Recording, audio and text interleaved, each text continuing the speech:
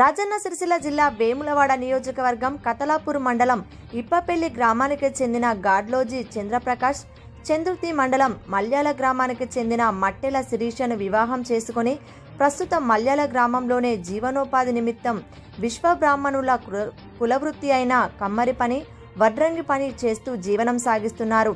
రైతుకు ఉపయోగపడే అనేక పరికరాలు చేస్తూ తన ఆలోచనలతో అగ్గిపెట్టెలో పట్టే రైతులు ఉపయోగించే గొడ్డలి, కొలవడి, కొంక, కత్తి వంటి పరికరాలను సూక్ష్మంగా తయారు చేసి అగ్గిపెట్టెలో అమరే విధంగా సైజులో తయారు చేసి గ్రామస్తులను అబ్బురపరిచారు. తను చేసిన పరికరాలను చూసి గ్రామస్తులు అభినందించారు.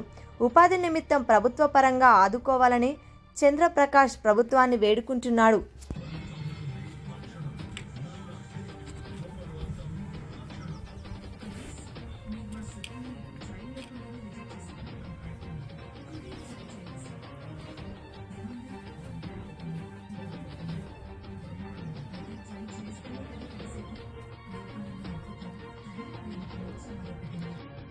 నమస్కారం మీడియా మిత్రులకు.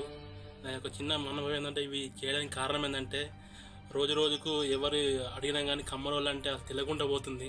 ఈ వృత్తి బాగా పడిపోతుంది. అందుకే మేము ఉన్నామని చెప్పడానికి ఇది ఒకటి నిర్ణయం కొద్ది చేసినాం.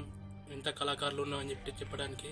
అయితే నా కోరిక ఏంటంటే, ఈ మల్లెల గ్రామస్తులు కానీ అండ్ గవర్నమెంట్ కానీ నాకు చిన్న హెల్ప్ చేస్తే నేను ఇంకా అది అభివృద్ధి ఎందుకొని అందరికి హెల్ప్ చేస్తాను చెప్పేసి నా యొక్క కోరిక.